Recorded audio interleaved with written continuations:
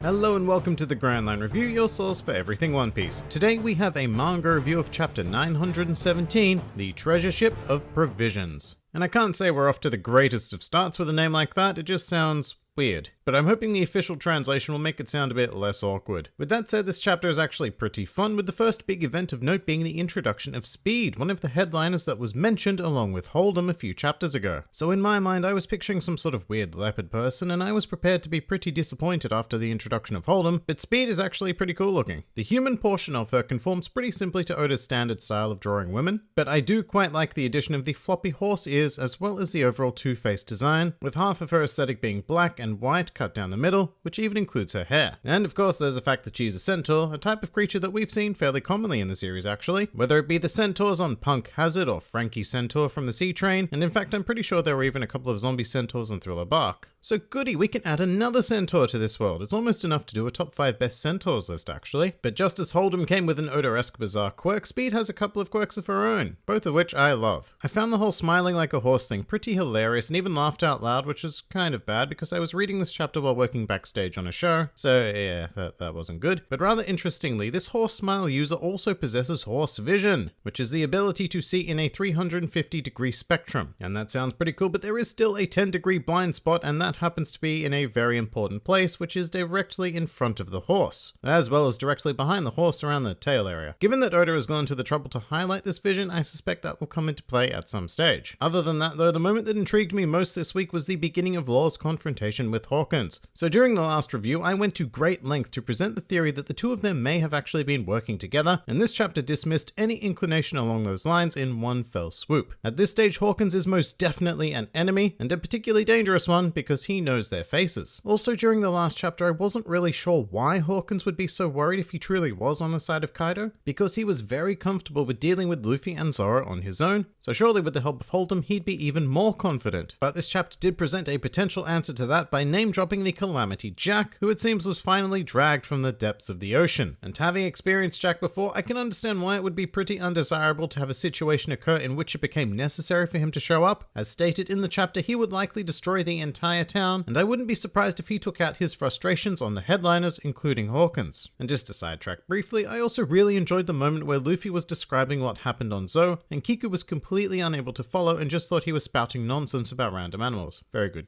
In any case, this chapter ends with Luffy destroying Hold'em with a red hawk, which looks pretty damn fantastic by the way. It reminded me a lot of Luffy's series of punches inflicted against Caesar because Hold'em's face looks strikingly similar to the Gas Man when it has a big old dent in it. But as a result of this strike, it looks like a conflict with Jack may be incoming. And that idea excites me quite a bit actually, because Luffy's group president Inkuri should be able to take Jack down actually. And dealing with the calamities in isolation is probably the best way to go about taking on Kaido, rather than trying to fight the bulk of his forces head on. And you know, it also might be a nice chance for Hawkins to switch sides, you know, when he sees the opportunity to defeat a calamity. But moving on, Shutenmaru was name-dropped again during this chapter, as well as the name of his group of thieves, which are called the Atamayama Thieves. And my extraordinarily basic knowledge of Japanese allows me to know that Atama means head and Yama means mountain. So hey, they'll probably end up being translated like the Mountain Head Thieves or something along those lines, actually probably much cooler sounding. That aside, we're starting to put a lot of stock into this Shutenmaru guy, with Hold'em assuming that people as strong as Luffy and Zoro must be his subordinates. So this dude bar must be something pretty decent,